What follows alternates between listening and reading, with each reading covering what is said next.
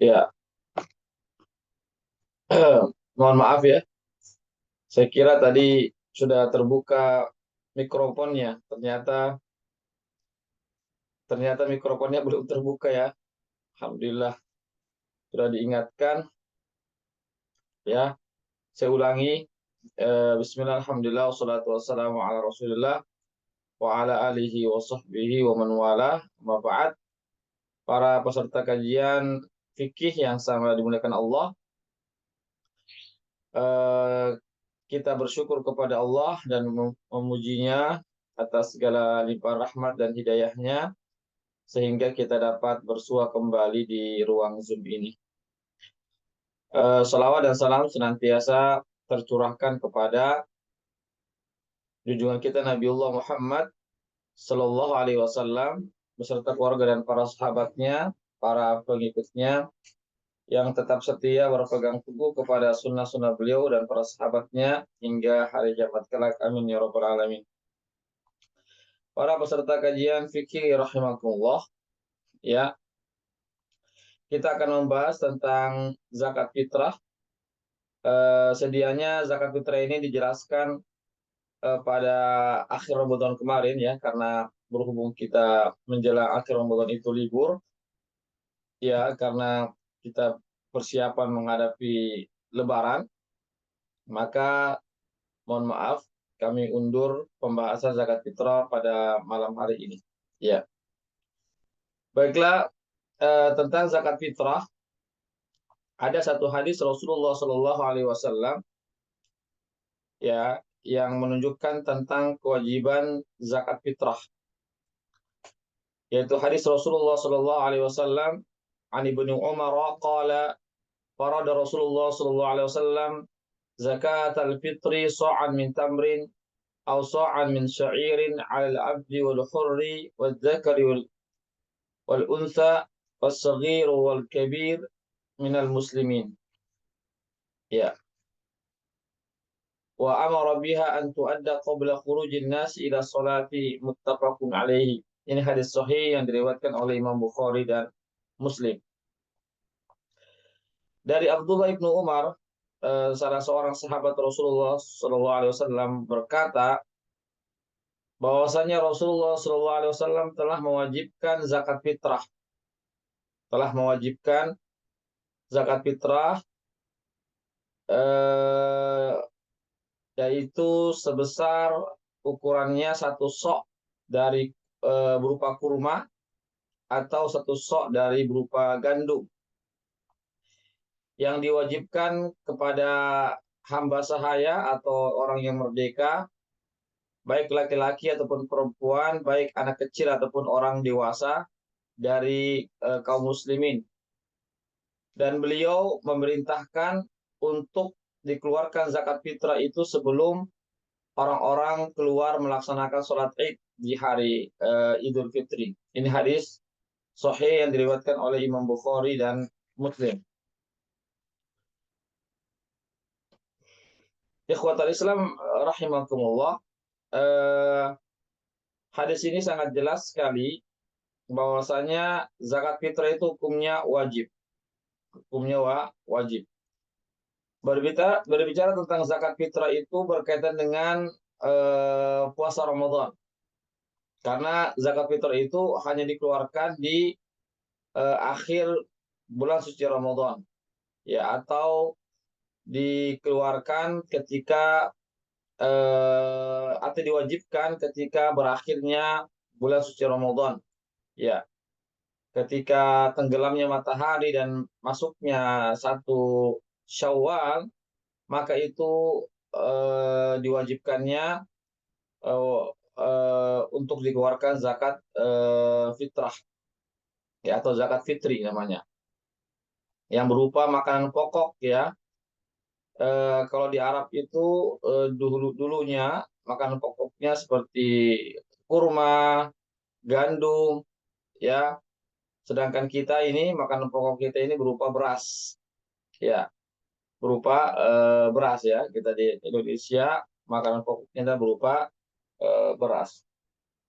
Maka ini wajib untuk dikeluarkan satu sok. Satu sok itu ukurannya ya, kalau berdasarkan ukuran dari Basnas ya, Badan Amil Zakat Nasional yang ada di Indonesia, itu setara dengan 4 liter.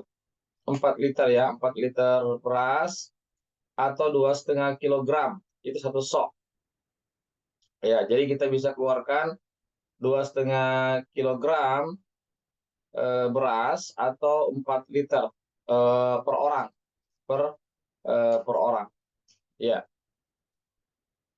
dan itu dikeluarkan baik hamba sahaya ataupun orang yang merdeka. Ya, hanya saja sekarang sudah tidak ada lagi hamba sahaya. Yang ada yang ada hanyalah orang yang merdeka seperti kita ini adalah orang yang merdeka. Ya, dan juga dikeluarkan baik laki-laki ataupun perempuan, siapapun dia, ya, dia wajib mengeluarkan zakatnya, zakat fitrahnya baik laki-laki ataupun perempuan. Kemudian ya, wasogir wal kabir, baik anak kecil ataupun orang dewasa. Ya, meskipun dia masih kecil, masih bayi, ya, maka wajib dikeluarkan, maka orang tuanya wajib mengeluarkan zakat fitrah bagi anak kecilnya itu.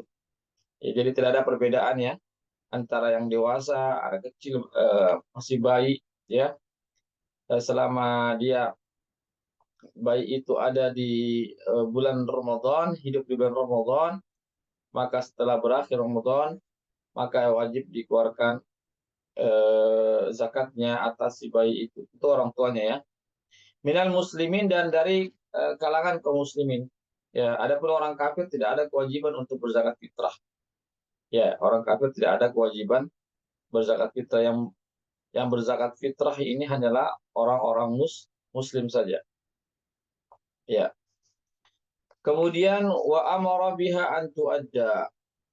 Ya, dan Nabi memerintahkan untuk dikeluarkan zakat fitrah itu sebelum orang-orang kaum muslimin melaksanakan sholat Id.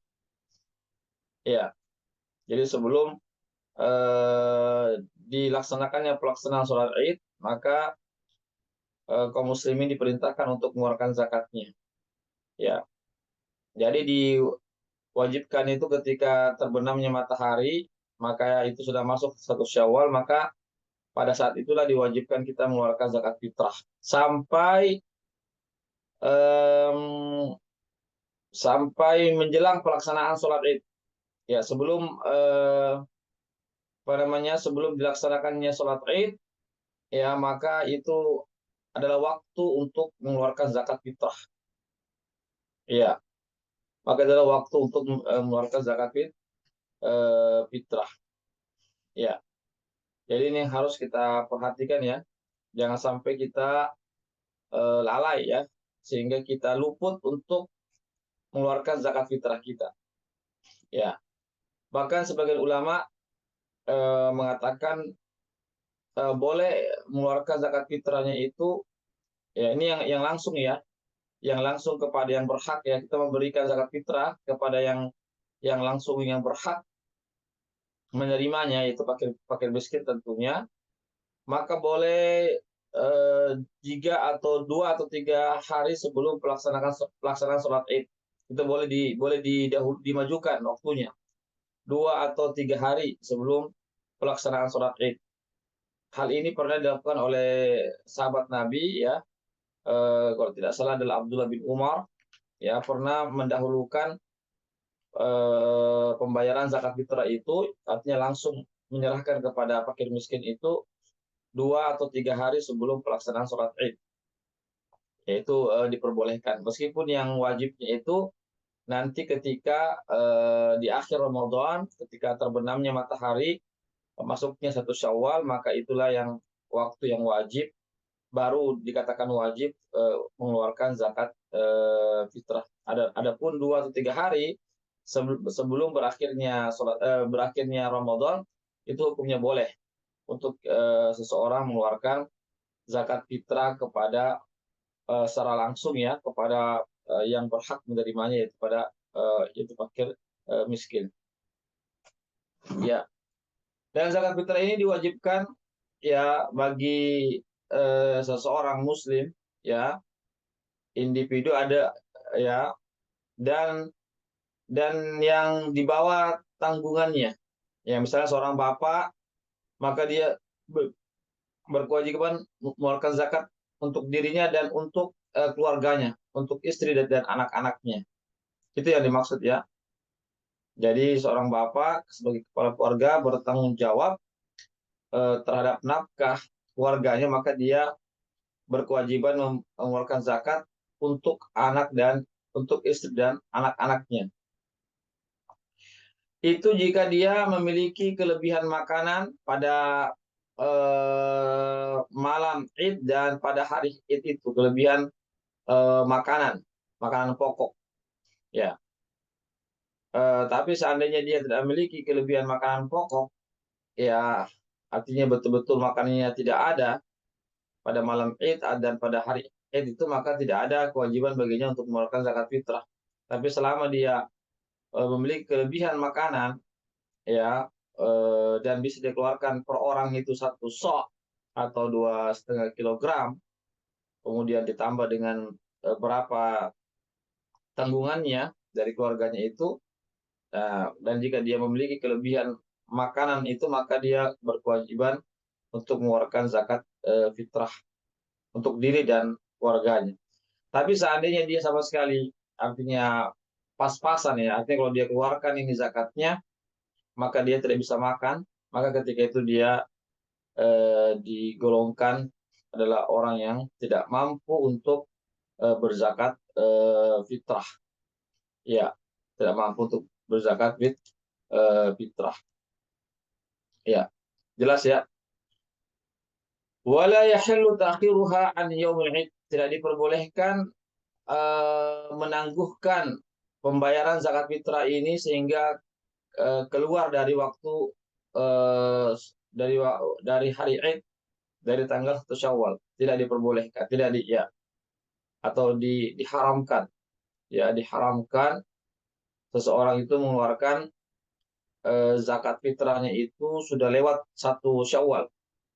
Ya, dia hanya sebagai apa saja, sebagai sedekah saja, tapi tetap dia mengeluarkannya dengan eh, merasa berdosa, dan dia segera bertobat kepada Allah Subhanahu wa taala. Ya, karena eh, apa namanya, pembayaran zakat fitrah ini ada waktunya. Ya, ada waktunya, ya. Tidak bisa lewat dari hari raya Id itu 1 Syawal, tidak boleh lewat. Ya, sebagaimana tadi saya sampaikan, berdasarkan hadis Nabi tadi itu, Nabi memerintahkan untuk dikeluarkan zakat fitrah itu sebelum orang-orang melaksanakan sholat Id. Ya, tapi dalam riwayat lain disebutkan adalah tidak mengapa, yang penting masih tanggal 1 Syawal. Ya, tidak mengapa, ya. Misalnya dia keluarkannya zakat fitrahnya itu setelah sholat Id, tapi masih di 1 Syawal, itu diperbolehkan, ya, berdasarkan riwayat yang lain. Tapi sekali lagi, sebaiknya adalah mengeluarkan zakat fitrah itu sebelum pelaksanaan sholat Id. Itu yang lebih sebaiknya, karena Nabi memerintahkan sebagaimana hadis yang tadi saya bacakan, untuk dikeluarkan zakat fitrah itu sebelum orang-orang melaksanakan sholat Id. Ya. Ya, jadi seandainya misalnya seorang itu lupa, ya, dia lupa, ya, kata Allah, dia lupa, nanti teringat dia di tanggal 2 Syawal, ya, atau 3 Syawal, dia baru diingat dia belum membayar zakat fitrah. Apa yang dilakukan? Ya, dilakukan segera dia membayar zakat fitrah itu.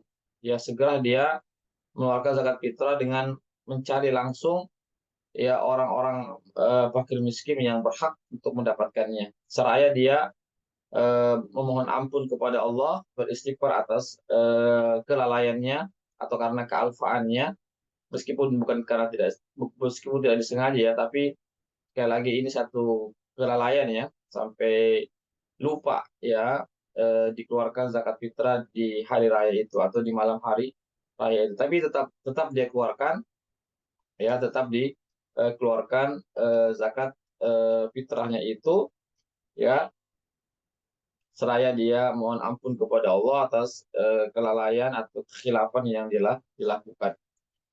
Kemudian apa tujuan daripada pembayaran zakat fitrah itu? Tujuannya adalah sebagaimana hadis Rasulullah SAW, ya, hadis riwayat Abu Dawud dan Ibnu Majah, ya, hadis yang sahih insyaallah, bahwasanya Nabi kita Muhammad SAW mewajibkan eh, eh, pembayaran zakat fitrah itu adalah tuhratul lisa'im minal lagwi wa rafath, yaitu untuk membersihkan bagi orang yang berpuasa dari perkataan-perkataan yang apa namanya, perkataan-perkataan yang tidak baik dan perkataan-perkataan yang buruk atau yang jelek, ya, atau perkataan-perkataan yang apa namanya, yang yang yang membicarakan tentang masalah aurat, ya, aurat ya, itu arrafas. Allah itu perkataan yang sia-sia, perkataan-perkataan dusta dan yang semisalnya. Karena tidak dipungkiri bahwasanya eh, bisa bisa jadi ada seseorang yang berpuasa itu lidahnya ya masih mengucapkan kata-kata yang tidak dibenarkan dalam Islam, bicara kotor, jorok misalnya, bicara dusta, itu tidak tidak menutup kemungkinan terjadi. Ya, maka dengan adanya zakat fitrah itulah maka tujuannya adalah untuk membersihkan apa yang sudah diucapkan oleh lisan-lisan kita. Ya, itu yang pertama. Yang kedua, wa tu'matun lil masakin. Ya, dan tujuan daripada zakat fitrah adalah untuk memberikan makan kepada orang-orang miskin. Ya, untuk memberikan makan kepada orang-orang miskin. Artinya adalah agar orang-orang miskin itu di hari Id itu atau di malam Id dan di hari itu mereka tidak ada yang bersedih ya karena tidak ada makanannya misalnya. Tapi dengan adanya zakat fitrah itu maka makanannya ada di rumah dan mereka bisa menyantap apa namanya, hidangan berlebaran pada hari itu atau pada malam itu. Itulah tujuannya ya, agar kaum muslimin semuanya tidak ada yang bersedih, tidak ada yang tidak memiliki makanan, semuanya memiliki makanan. Baik orang kaya ataupun orang miskin, mereka semua memiliki makanan yang mereka bisa konsumsi pada khususnya pada hari Id itu atau pada malam Id itu. Ya, jadi itu tujuannya. Sebagaimana juga dalam hadis yang lain, Nabi mengatakan, "Aghnuhum 'anit tawafi fi hadzal yaum." Ya, cukupkanlah mereka ya dengan zakat fitrah itu agar mereka tidak meminta-minta ya kepada orang lain di hari Id. Ya, jadi itu. Jadi jangan sampai ada orang-orang miskin yang meminta-minta makanan kepada kita di hari Id itu. Jangan sampai ya. Jadi kita harus betul-betul eh, menyalurkan zakat fitrah ini setepat sasaran. Ya, jangan sampai ada di kampung kita, di kompleks kita misalnya orang-orang miskin yang tidak mendapatkan jatah zakat fitrah, sehingga apa yang terjadi sehingga mereka pun meminta-minta pada hari tersebut. Itu tidak dibenarkan. Ya, kenapa? Karena hari itu adalah hari, bukan hari yang bersedih, tapi hari bergembira, hari berbahagia, ya, hari makan, hari berziarah dan seterusnya. Oleh karena itu jangan sampai ada kaum muslimin yang bersedih karena tidak ada makanan pada hari tersebut. Ya. Faman ada qabla sholati fahiya zakatun makbulah. Barang siapa yang melaksanakan pembayaran zakat fitrah sebelum pelaksanaan sholat Id di hari 1 Syawal, maka dia adalah zakat fitrah yang diterima oleh Allah Subhanahu wa taala. Faman addaha ba'da sholati fahiya shadaqatun minas shadaqat. Dan siapa yang membayar eh, yang membayar zakat, mengeluarkan zakat fitrahnya itu setelah pelaksanaan sholat Id, maka dia dikatakan sedekah biasa Ya, dia tidak dikatakan sebagai zakat fitrah, tapi dikatakan sebagai sedekah dia biasa. Ya, ikhwatul Islam azakumullah. Ya, meskipun tadi saya katakan dalam riwayat lain bahwasanya zakat fitrah itu juga bisa juga dikatakan sah meskipun dikeluarkan itu setelah sholat Id, tapi selama belum berakhir tanggal 1 Syawal. Ya, selama belum berakhir 1 Syawal, masih di 1 Syawal, maka masih bisa dikeluarkan zakat fitrahnya, dan itu dianggap zakat fitrah, bukan sedekah biasa. Ikhwatul Islam azakumullah, sebagaimana disebutkan dalam hadis ini, annaha tujzi'u fi yaumil Id, sesungguhnya zakat fitrah itu sah untuk dikeluarkan pada hari Id, ya, baik sebelum pelaksanaan sholat Id ataupun setelah pelaksanaan sholat Id, selama dia masih di tanggal 1 Syawal, maka masih sah untuk kita keluarkan zakat fitrah. Tapi sekali lagi, yang lebih utamanya adalah tatkala kita mengeluarkan zakat fitrah sebelum pelaksanaan sholat Id, ya, karena Nabi memerintahkan, sebagaimana hadis Ibnu Umar, Nabi memerintahkan kepada kita untuk melakukan zakat fitrah sebelum orang-orang melaksanakan sholat Id. Ya, Allahu a'lam bissawab. Ya. Kemudian ada hadis Rasulullah SAW, ya, yang bunyinya sab'atun yudhilluhumullahu fi dhillihi yawma la dhilla illa dhilluh. Ada 7 golongan yang Allah SWT akan lindungi nanti kelak dalam lindungannya pada hari tidak ada perlindungan kecuali perlindungan Allah saja. Ya, di antaranya itu adalah rajulun tasaddaqa bi sadaqatin fa akhfaha hatta la ta'lamu shimaluhu ma anfatun fi yaminuhu. Yaitu seorang yang bersedekah, yang mengeluarkan sedekahnya yang secara sembunyi-sembunyi sehingga tidak diketahui tangan kirinya apa yang diinfakkan, apa yang dikeluarkan oleh tangan kanannya. Artinya ini kinayah, bahasa kinayah, bahasa yang bukan sebenarnya, bahwasanya itu orang tersebut betul-betul dia bersedekah secara sembunyi-sembunyi, tidak ada orang yang mengetahuinya. Maka itu salah satu golongan kelak yang akan dilindungi oleh Allah Subhanahu wa taala di pada mahsyar nanti, ketika tidak ada perlindungan melainkan perlindungan Allah Subhanahu wa taala saja. Ya. Kemudian jadi hadis ini menunjukkan bahwasanya beruntunglah orang yang bersedekah, yang berzakat, berzakat fitrah, berzakat harta, bersedekah, berinfak, ya, baik yang wajib ataupun yang sunnah, baik zakat yang wajib ataupun sedekah yang sunnah biasa, selama dia ikhlas, ya, mengeluarkan zakatnya, sedekahnya semata-mata mencari ridho Allah, mencari pahala di sisi Allah, maka kelak dia insya Allah akan termasuk dalam 7 golongan yang mendapatkan naungan Allah Subhanahu wa taala pada hari akhirat kelak. Amin ya rabbal alamin.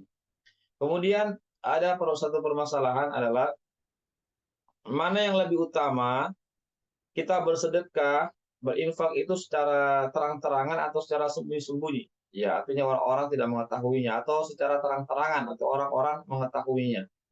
Ya. Di sini bahwasanya dua-duanya boleh sebenarnya. Hukum asalnya dua-duanya boleh. Boleh kita terang-terangan, kita nampakkan sedekah yang kita keluarkan, atau kita sembunyikan. Ya, hanya saja jika kita menampakkan sedekah yang kita keluarkan itu kadang memiliki banyak maslahatnya. Di antaranya adalah agar orang-orang tidak menyangka, tidak menuduh dia adalah orang yang bakhil. Karena kalau dia tidak terang-terangan mengeluarkan zakatnya atau sedekahnya, nanti orang-orang bersuudzon kepada dia, ya, yang seuzonnya itu mengatakan bahwasanya orang tersebut adalah orang yang bakhil, tidak mau mengeluarkan sedekahnya atau zakat dan infaknya.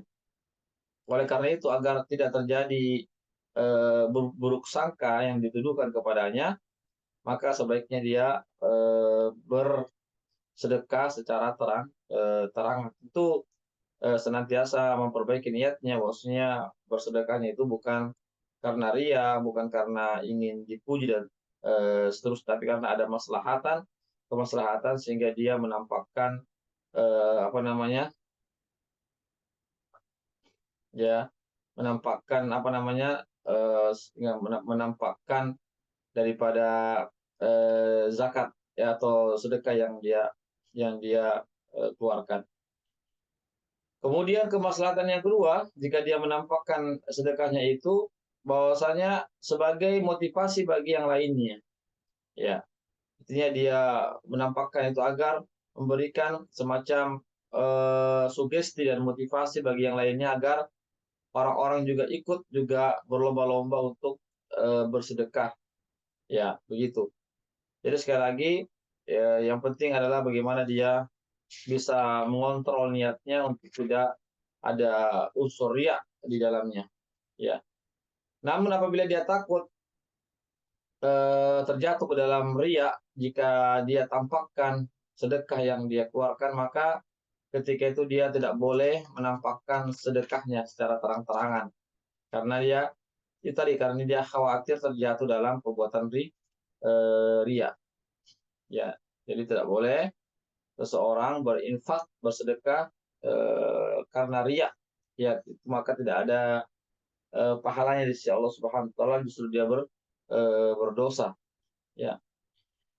Di sini disebutkan dalam sebuah hadis, ya, hadis riwayat Muslim, hadis yang sahih, bahwasanya di hari akhirat kelak nanti ada satu golongan, itu orang-orang kaya yang mana dia mengeluarkan hartanya, tapi sekali lagi nauzubillah, ketika di hari akhirat justru Allah mengatakan engkau mengeluarkan sedekahmu itu karena riya, ingin dipuji oleh orang. Ya, nauzubillah min zalik. Kita berlindung ya. Mudah-mudahan kita tidak termasuk orang yang riya dalam bersedekah, dalam berinfak. Ya. Ikhwatal Islam azakumullah.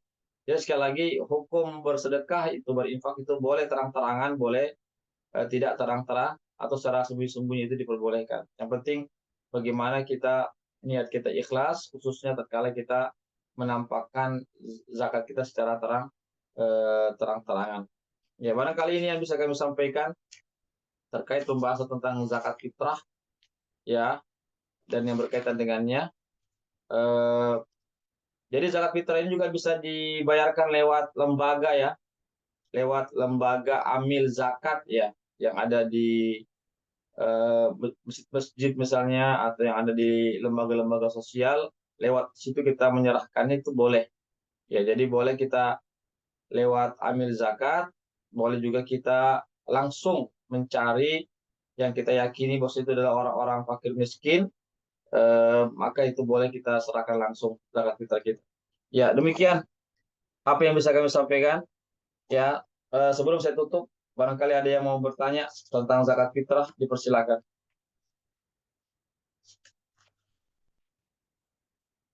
Silakan sudah bertanya tentang zakat fitrah. Baik, kalau tidak ada, maka kita cukupkan sampai di sini saja. Mudah-mudahan ada manfaatnya bagi kita semua. Ya, yang benar datangnya dari Allah saja, yang khilaf datangnya daripada kami dan kekurangan ilmu kami. Dan kami ucapkan jazakumullah khairan katsira kepada para peserta kajian yang sudah meluangkan waktunya, yang membersamai kami. Semoga Allah SWT memberikan balasan yang terbaik bagi kita semuanya. Begitu pula pada para donatur yang sudah berpartisipasi terlaksananya kegiatan kali ini. Kami ucapkan jazakumullah khairan katsira. Insyaallah kita bertemu kembali dalam kajian fikih di pekan depan. Insyaallah ini ada rekamannya. Silakan diputar-putar kembali bagi yang menginginkannya, dan juga yang mau men-share, dipersilakan di-share link kajian ini. Demikianlah, barakallahu fikum, kami undur diri dengan mengucapkan doa kafaratul majelis. Subhanakallahumma wa bihamdik, asyhadu an la ilaha illa anta, astaghfiruka wa atubu ilaik. Wassalamualaikum warahmatullahi wabarakatuh.